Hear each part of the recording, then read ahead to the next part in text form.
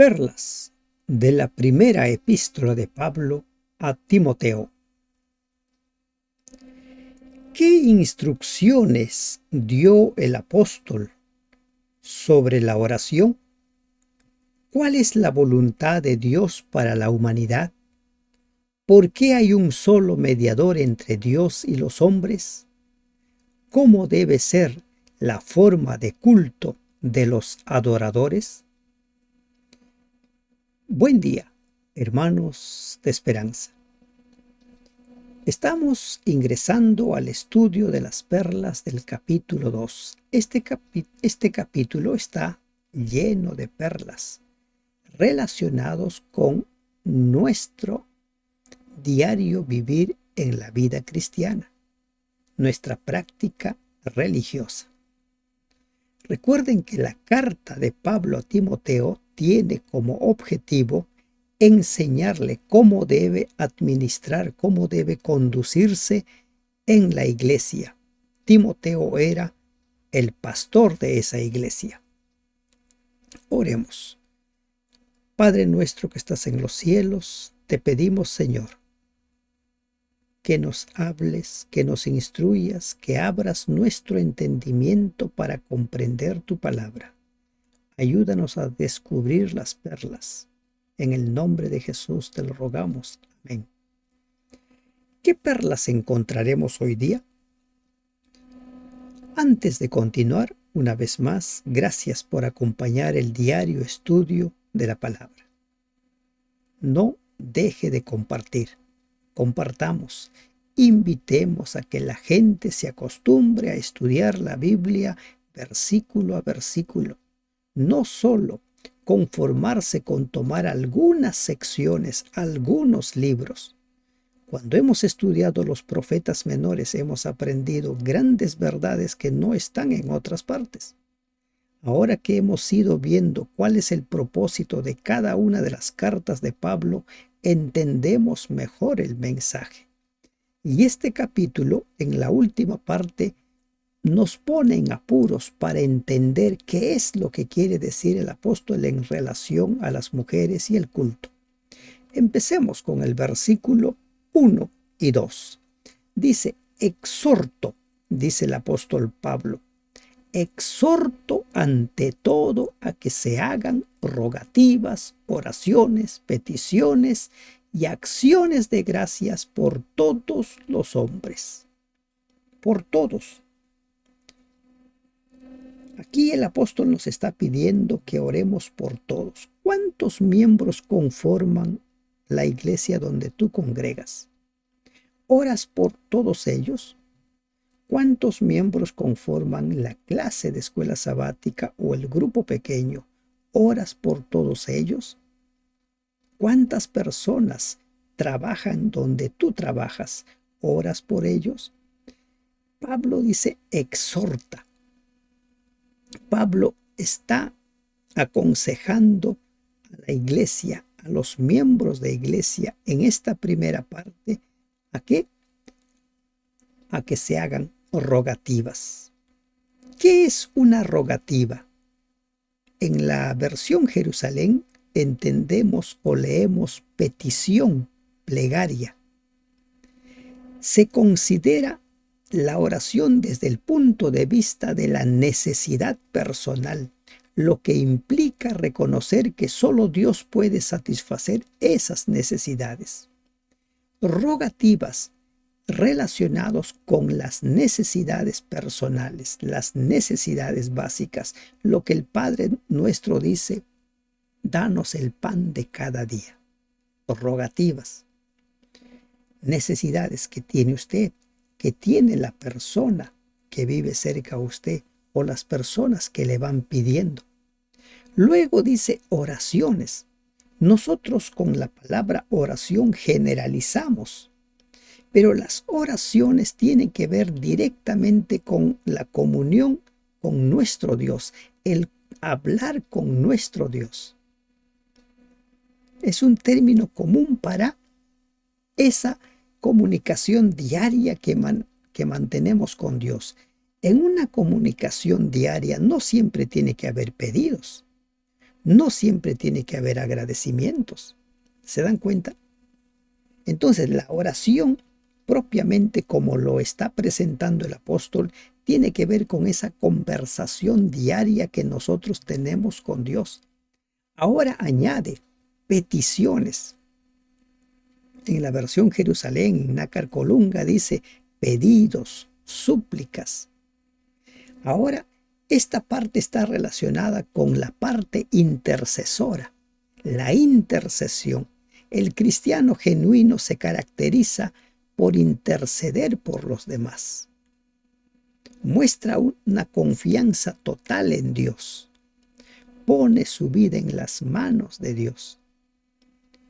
Peticiones. ¿Qué va a pedir?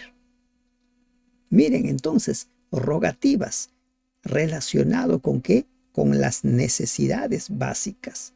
Oraciones, nuestro conversar diario con Dios. Peticiones, la intercesión, el pedir por nuestra seguridad, por la seguridad de los demás. Peticiones, interceder, pedir. ¿Qué te están pidiendo los demás? Y acciones de gracias. Hay que ser agradecidos.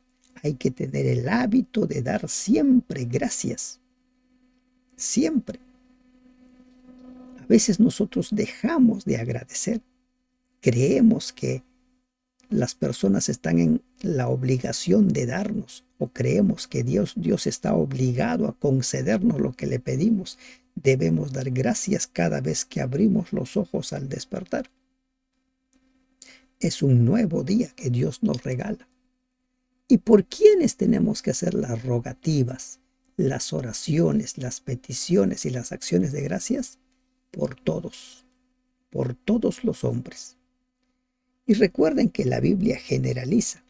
Por ejemplo, cuando habla de Israel, a veces dice toda la tierra.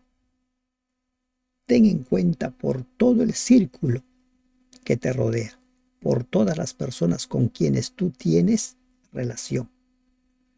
Y de tanto en tanto, también es bueno incluir por la paz mundial, como más adelante nos dice el apóstol. Entonces, ¿qué encontramos? Por los reyes y por todos los que están en eminencia. Por los reyes. Orar nosotros por las autoridades, por las personas que deciden, toman decisiones en relación a cómo va a funcionar la sociedad, el mundo, para que vivamos quieta y reposadamente en toda piedad y honestidad. En los tiempos de Pablo, el imperio romano era el poder dominante. Y Pablo está pidiendo, oren por el emperador, por los reyes. La historia dice que Pablo muere a manos de Nerón. Y Pablo pide que se ore por este emperador. Nos cuesta entender, ¿verdad? Por ejemplo, en países donde la sociedad o el país está gobernado por un tirano, es difícil entender esto, orar por los que tienen poder, por los que están en eminencia. ¿Y por qué dice el apóstol? Para que vivamos quieta y reposadamente en toda piedad y honestidad. Para que nuestra relación con Dios no se vea atormentada, alterada.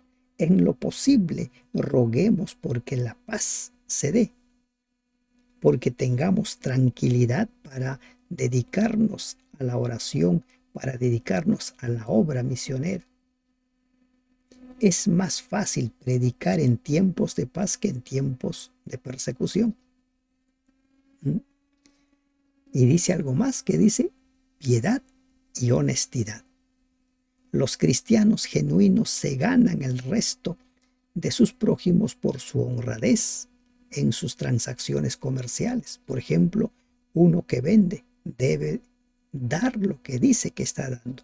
Uno que da un servicio debe dar el servicio que dice que ofrece. ¿Qué más nos dice el apóstol Pablo? porque esto es bueno y agradable delante de Dios nuestro Salvador. Una vez más el apóstol llama a Dios nuestro Salvador. Para el apóstol no existía esa división del Padre, el Hijo, el Espíritu Santo. Los tres están interesados en la salvación del hombre. El Salvador generalmente nosotros lo relacionamos con la encarnación de Jesús, su vida aquí en la tierra, su muerte y resurrección. Pero dentro de este plan también está incluido el Padre y el Espíritu Santo. ¿Quién es el que nos convence de pecado? ¿Quién es el que nos lleva a Cristo? Es el Espíritu Santo. Esto es agradable delante de Dios nuestro Salvador. Que oremos, que intercedamos por las autoridades, que oremos por cada una de las personas. Oraciones, rogativas, peticiones, acción de gracias. 4 elementos que tiene que ver en lo que nosotros comúnmente conocemos como oración. ¿Se dan cuenta cómo esta parte amplía nuestro concepto de lo que es orar? Aquí Pablo nos dice que la oración propiamente está solo relacionado con el conversar con Dios. Peticiones, rogativas, acción de gracias son otra faceta de la oración. El cual quiere, dice el versículo 4, que todos los hombres sean salvos y vengan al conocimiento de la verdad. ¿Cuál es la voluntad de Dios? Que todos los hombres sean salvos. Hay que tener en cuenta este principio. Y este versículo se condice con lo que dice Ezequiel 18:32. No quiero yo la muerte del impío, sino que se arrepienta. Dios quiere que todos seamos salvos. San Juan 3:16, 3:17. ¿Qué dice? Porque de tal manera amó Dios al mundo, para que todo aquel que en él crea no se pierda, mas tenga vida eterna. Y el 17 dice que Dios no ha venido a condenar, sino a salvar. Todos sean salvos. Memoricen, registren esta perla. Dios quiere que todos sean salvos y además que todos vengan al conocimiento de la verdad. Que todos. Desde los versículos 4 al 7 vamos a ver esta parte, que la salvación está al alcance de todos los seres humanos. El conocimiento que nace de una experiencia personal referente a Dios y su voluntad que induce a la salvación y que es revelado por la Biblia, esa es la verdad. Y la verdad en la Biblia es absoluta, no es relativa. Nuestra verdad personal es relativa, pero la verdad relacionada con la salvación es absoluta. ¿Quién encierra esta verdad? Por cuanto todos pecamos, todos estamos condenados a la muerte. Y vemos todos los días morir a las personas. ¿Qué más encierra esta verdad? Que Cristo tomó nuestro lugar, murió en nuestro lugar. Y además que Cristo viene por segunda vez. Que todos procedan al conocimiento de la verdad.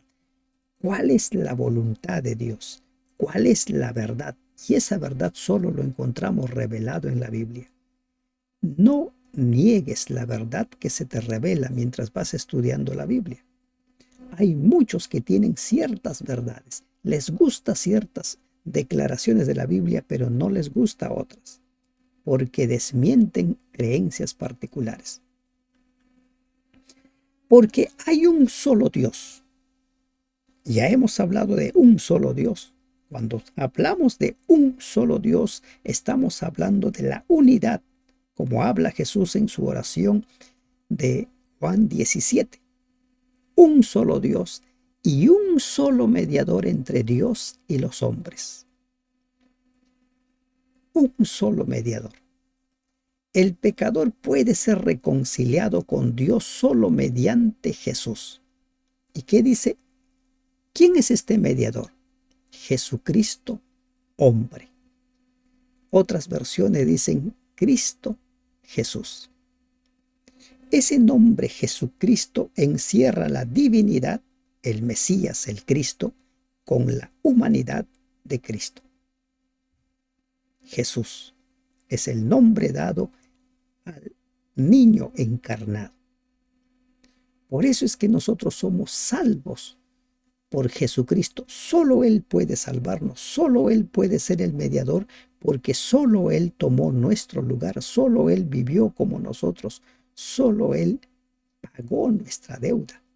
Él pagó nuestra deuda. Los dos personajes de la deidad trabajaron juntamente con Él, pero Él es el que ejecutó, así como cuando dice Juan 1 o Colosenses o Hebreos 1, que Cristo es el creador, Él es el que ejecutó, es el que llevó a cabo. Ya hemos visto, versículo 1, Dios nuestro Salvador, dice el apóstol, lo considera. Hay un solo mediador. ¿Y por qué es un solo mediador? Porque Él tomó nuestro lugar, ningún otro. El Espíritu Santo trabaja en nosotros, está interesado en nuestra salvación, pero Cristo es el mediador porque Él tomó nuestro lugar. Vivió como nosotros, murió por nosotros, el cual se dio a sí mismo en rescate por todos, de lo cual se dio testimonio a su debido tiempo. Cristo cumplió voluntariamente su misión redentora en esta tierra. Él, como hemos visto en Filipenses 2, Él no estimó ser igual a Dios, sino que se humilló hasta convertirse, dice, en siervo, en esclavo. La palabra siervo, que leemos en Reina Valera, en sí debe leerse como esclavo. Se humilló hasta lo sumo, hasta ser obediente y obediente hasta la muerte en la cruz. Por eso es el único mediador, por eso es nuestro único Salvador, porque tomó nuestro lugar. Para esto yo fui constituido predicador y apóstol y maestro de los gentiles en fe y en verdad, dice el apóstol Pablo. Para esto, Pablo se refiere a la provisión hecha para la salvación del hombre, como se presenta en los versículos 4 al 6. Este era el tema de su mensaje. Yo he sido llamado para presentar este mensaje, el plan de salvación, el evangelio eterno a los gentiles. Para esto, el propósito de su llamado. Cada llamado tiene un propósito. Tu llamado tiene un propósito. Predicador y apóstol y maestro de los gentiles. Digo verdad en Cristo, no miento, dice el apóstol. Predicador, apóstol, abrir nuevos caminos, nuevos territorios. Maestro de los gentiles. Esa era su misión principal. Israel no cumplió con su misión de ser luz de las naciones. Ahora Dios envió a Pablo, pero Pablo no fue solo. Ya vimos hasta aquí que tuvo muchos colaboradores. Y Pablo no fue el único que llevó el evangelio a los gentiles. Ya hemos visto en el libro de Hechos cómo es que a Antioquía llegaron unos conversos al cristianismo, de quienes no sabemos su nombre, y fueron ellos los que iniciaron la obra del evangelio ahí en Antioquía.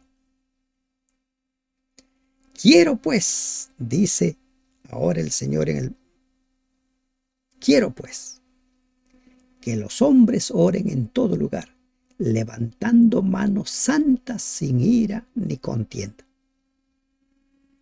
De los versículos 8 hasta el 15 se nos habla acerca de la forma del culto para todos los hombres. ¿Cómo debe ser el culto? Vemos nosotros en muchas congregaciones que las personas oran con las manos en alto. Es bueno, es bueno. Pero prestemos atención a lo que dice el apóstol. Dice, quiero pues que los hombres oren en todo lugar, donde nos encontremos, que oremos nosotros, ya sea en lugares públicos, ya sea en lugares privados. Oremos en todo lugar. Las oraciones congregacionales, las oraciones privadas, las oraciones familiares, grupales, que los hombres oren en todo lugar, levantando las manos. No dice simplemente levantando las manos, dice levantando manos santas. ¿Qué quiere decir con manos santas? Pablo muy bien pudo haber dicho simplemente manos. Las manos santas son símbolo de un carácter libre de contaminación moral. Con esto, el apóstol nos está queriendo decir que solo tales hombres deben orar en público. Aquellos que no tienen ninguna mancha, aquellos que no pueden ser acusados de doblez de espíritu, de hipocresía. ¿Se dan cuenta? No es que simplemente yo vaya y levante mis manos y que muchos tengan para señalarme, pero ¿cómo va a orar este hombre públicamente si vive de esta manera y así, así? Las manos simbolizan acción y un hombre es recto cuando es limpio de manos. Salmo 24:4 o Santiago 4:8. En caso contrario, es hipocresía que un hombre contaminado moral y espiritualmente ore en un culto público y si lo hace insulta al Dios del cielo, levantando manos santas. Es interesante esta parte para ponernos a reflexionar quiénes son los que debieran hacer las oraciones en público y quiénes debieran abstenerse de hacer esas oraciones en público. Hay que levantar las manos santas. Y cada uno sabe si está o no está en comunión con Dios. Hay que guardarnos de la hipocresía. Cuidado con la hipocresía. Levantando las manos santas sin ira ni contienda. La oración genuina, ya sea en público o en privado, solo se puede elevar en un ambiente de amor y perdón. El espíritu de ira y venganza es incompatible con el espíritu de Dios y debe ser eliminado para que el culto sea eficaz. Imagínense una oración criticando a los demás. Una oración diciendo como el fariseo, ¿no? Yo doy mis diezmos, yo ayuno, yo esto, no como este otro que es un publicano.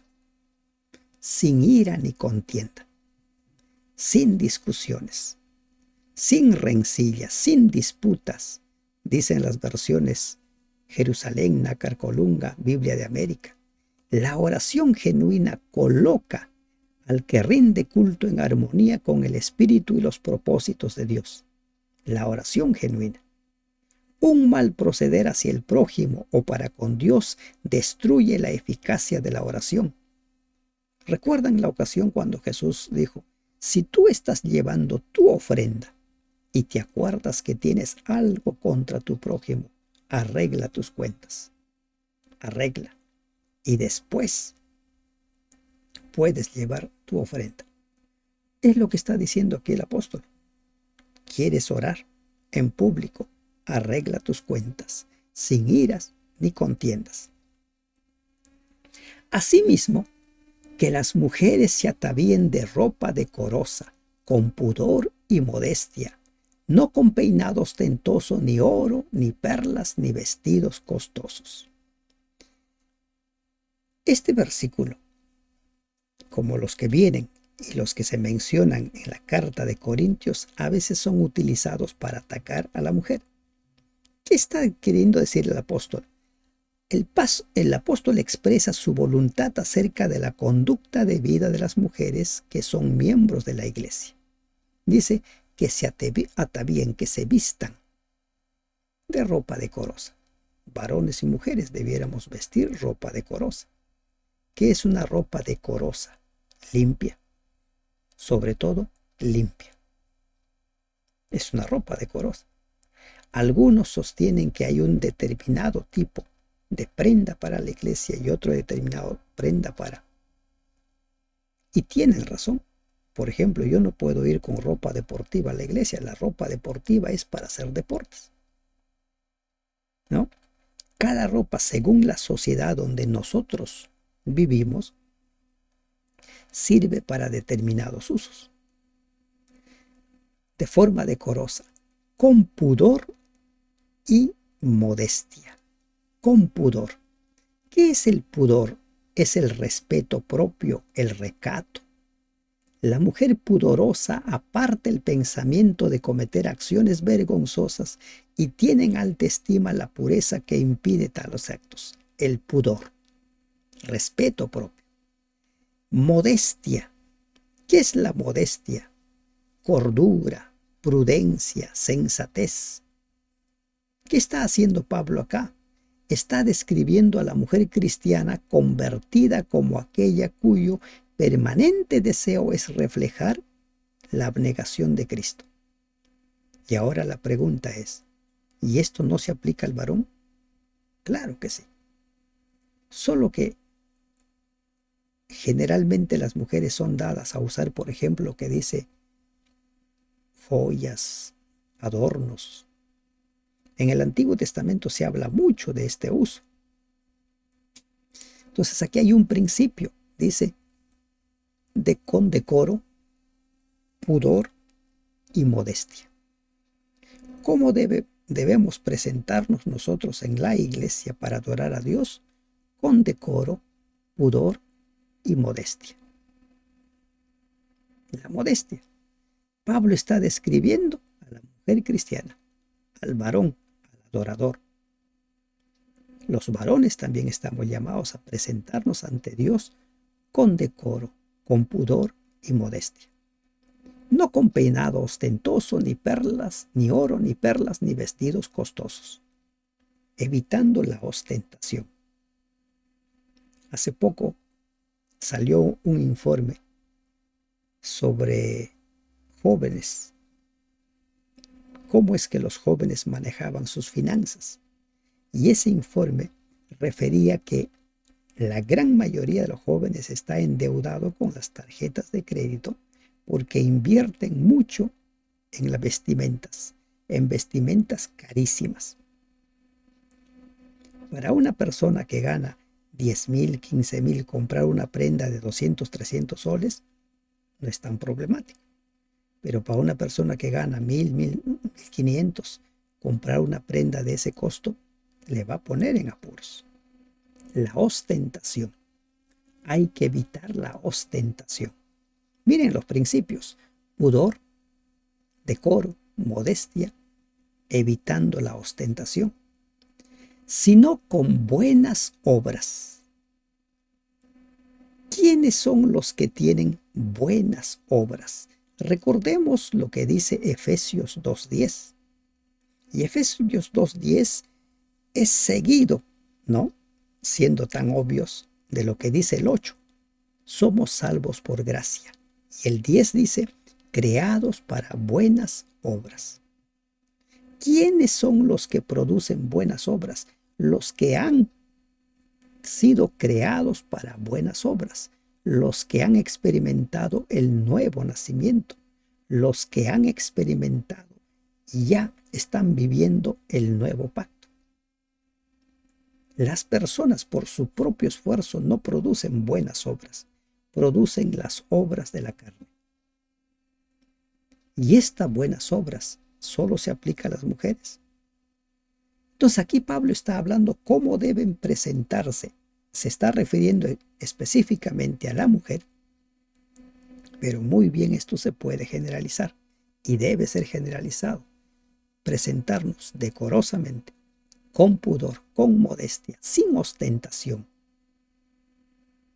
sin hacer alarde de prendas, por su alto costo, su alto precio o adornos, sino con buenas obras. Las obras que se producen como consecuencia de permitir que el Espíritu Santo more en nosotros, como corresponde a mujeres que profesan piedad, como corresponde a personas que han nacido de nuevo, como corresponde a personas que han sido creados para buenas obras. Recuerden Efesios 2:10. A muchos les gusta Efesios 2:8. Somos salvos por gracia, pero hemos sido creados para buenas obras, porque la vida no termina, salvo que ya hayamos muerto. Versículos 11 y 12.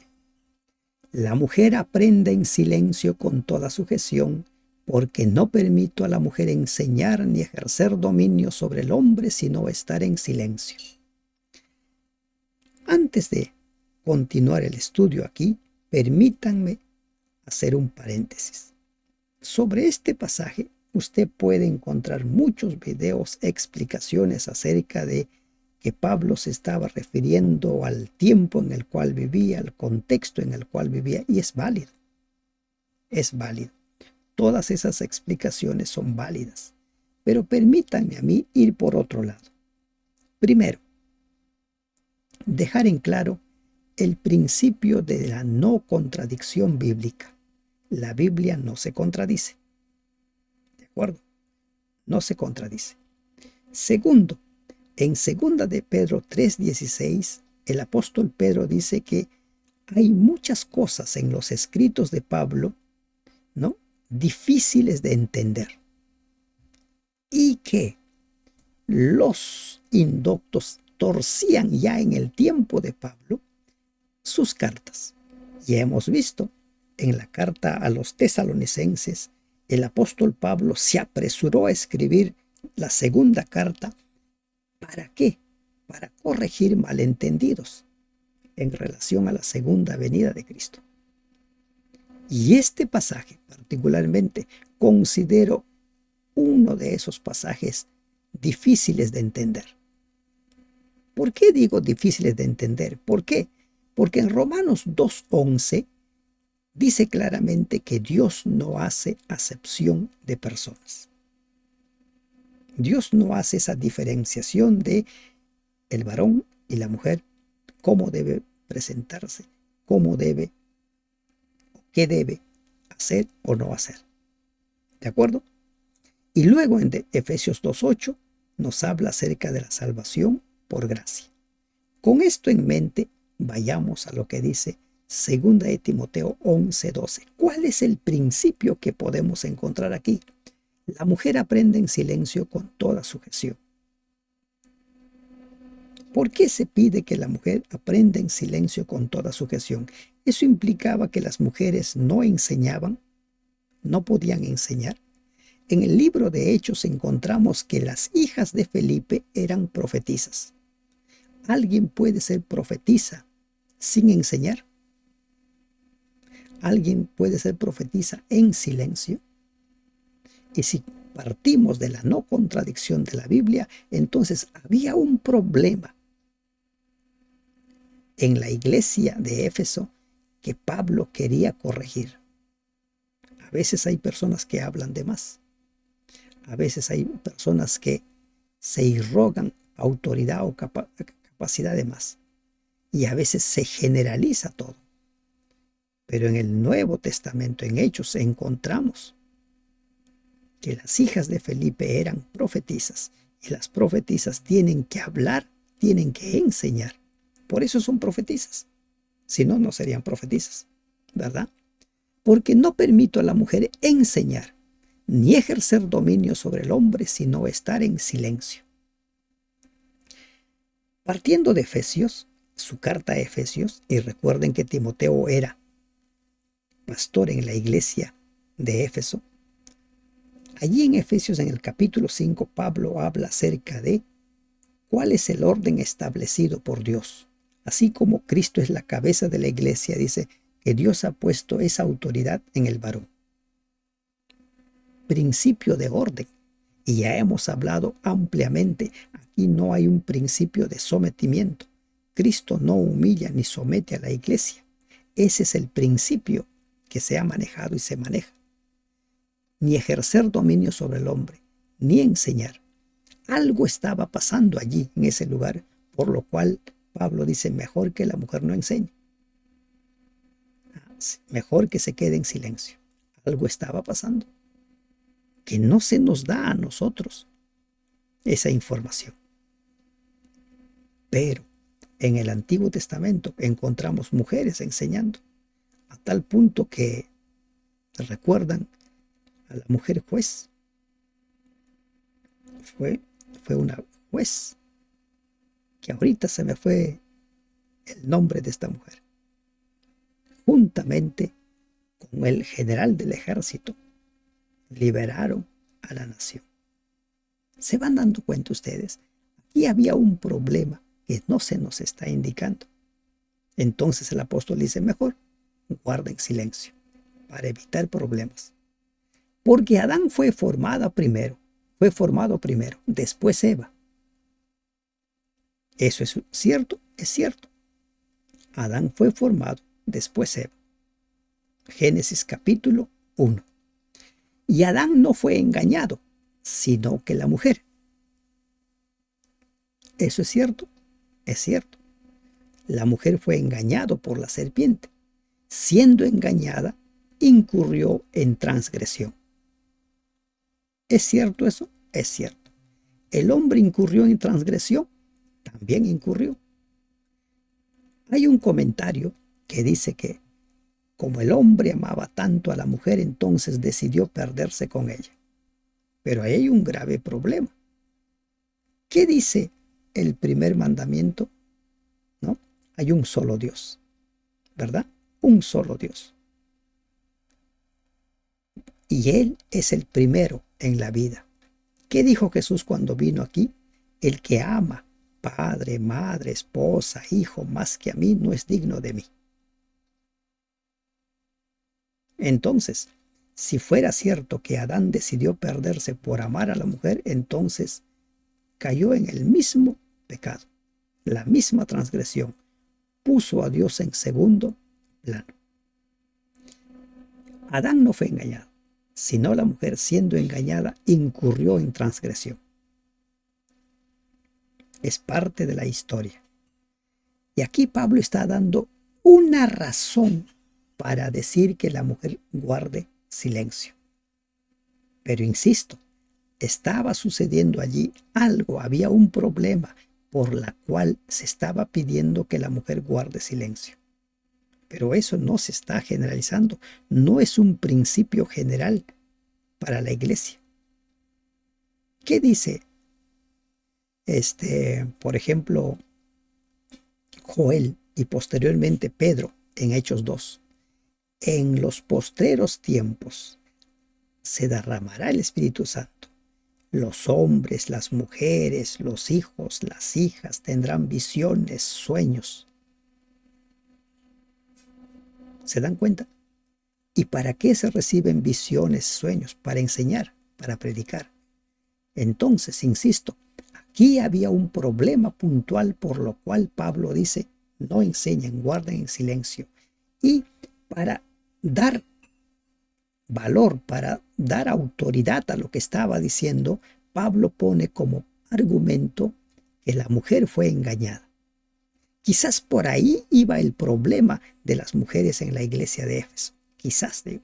Pero insisto, aquí no hay un principio que se generalice. Porque cuando las mujeres reciben el don de profecía, reciben sueños y visiones, son para enseñar. Para enseñar. En la misma carta a los Efesios dice el apóstol, ya no hay esa división de judíos, gentiles, varones, mujeres, siervos libres, porque Dios no hace acepción de personas.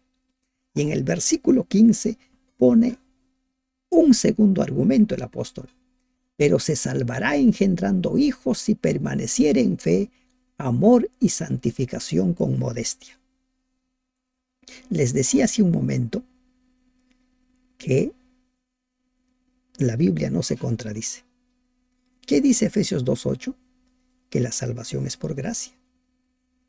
No es que la mujer va a obtener su salvación por convertirse en madre.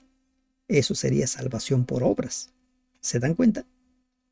Entonces, los versículos 11, 12, 13, 14, 15 nos están hablando de un problema puntual que estaba sucediendo en ese tiempo, por lo cual el apóstol recomendaba, ordenaba que la mujer guarde silencio. La salvación no es por convertirse en madre. Entonces, ¿qué pasaría con las mujeres estériles? ¿Qué pasaría con las mujeres que nunca se casan? ¿O con las niñas jovencitas que mueran? ¿Qué pasaría? ¿No se salvarían? ¿Se dan cuenta? No estamos hablando de un principio, estamos hablando de un caso puntual. Lamentablemente no nos llega la información. ¿Qué es lo que estaba sucediendo allí? Aquí Pablo está dando una orden de que guarde silencio la mujer porque había un problema puntual. Pero esto no es un caso general en toda la Biblia. Hay que tener en cuenta esa perla. Si permanecer en fe, en amor y santificación con modestia. Todos, varones y mujeres, necesitamos permanecer en fe, en amor y santificación con modestia para obtener la salvación. ¿Qué perlas hemos obtenido en este día? Pongamos en práctica por lo menos una de esas perlas. Quizás lo relacionado con la oración. Ponla en práctica. Vive la palabra del Señor. Que Dios te bendiga. Amén.